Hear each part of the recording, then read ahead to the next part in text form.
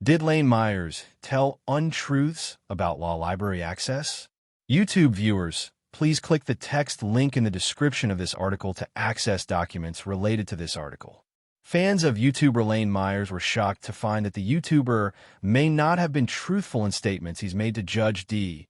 Douglas Metcalf in hearings related to the multiple sets of felony and misdemeanor charges he's facing in Arizona Superior Court.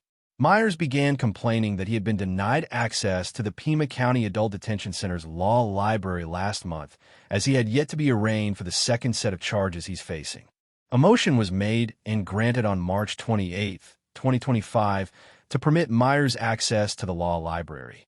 On April 1st, Myers informed the court that the Pima County Adult Detention Center's law library had been shut down 2 years ago, and all the information was now stored on the tablets that inmates have access to.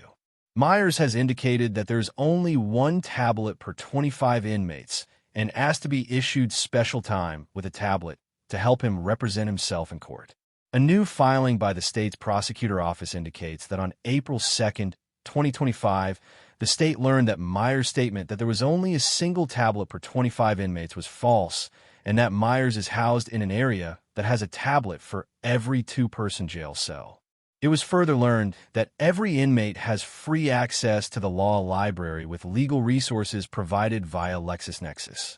No special access was needed, as Myers had theoretically had access to the tablet and legal resources. On April 10, 2025, the captain of the jail indicated that Myers has been accessing the law library via LexisNexis since March 21, 2025. If true, Myers has been apparently dishonest in his representation of the status of his ability to defend himself.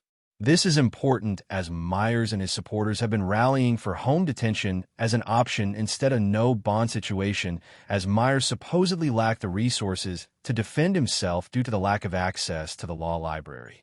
The filing also notes that Myers, like all inmates, can purchase paper and writing utensils from the jail's commissary. The prosecutor's office has also offered to provide Myers' advisory attorney, William Parvin, with a laptop to use to help in his role to help defend Myers. If Myers were of indigent status, he will be provided with writing utensils and paper by filing a form with the detention center. In related news, Myers' Give Send Go campaign took in another $100 on Thursday, with a single donation coming in to end his 6-day donation drought. Give Send Go payouts are almost immediate, bringing the amount of donations for the month to $465. There were interesting moves at the end of the week as the market began to close out a week dominated by Sean Paul Long Island audit Reyes. Reyes' Support the Fight Against Tyranny and Corruption GoFundMe campaign took in another $5 to secure second place for the day. In a strange move, the long-running unofficial Just Despite Chil de Castro campaign has apparently been removed by GoFundMe. The campaign was seeking $50 to be used to spite Jose Chil de Castro. It was last recorded as having no donations as of Thursday morning and was removed from the platform sometime during the day on Thursday. More interesting news saw Christopher Direct D. Ruffs help Christopher Ruff Direct D. clear his name. Fund lose $40 between Thursday and Friday mornings. No explanation has been given for the missing money, though in previous cases, the money is usually due to a refund issued by the campaign. Ruff has been making headlines for his recent split from YouTuber Mitch Loving. The two have aired a number of dirty laundry issues on recent live streams, with Mitch Loving accusing Ruff of animal abuse and Ruff mocking Mitch Loving for having his feelings hurt and living in his car.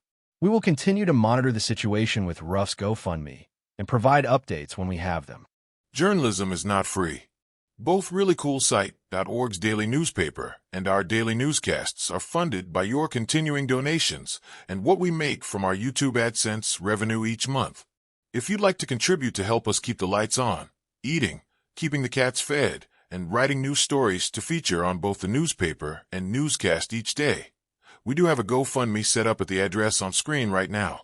If you can't afford to contribute, please watch our videos from beginning to end. Like, share, subscribe, and comment.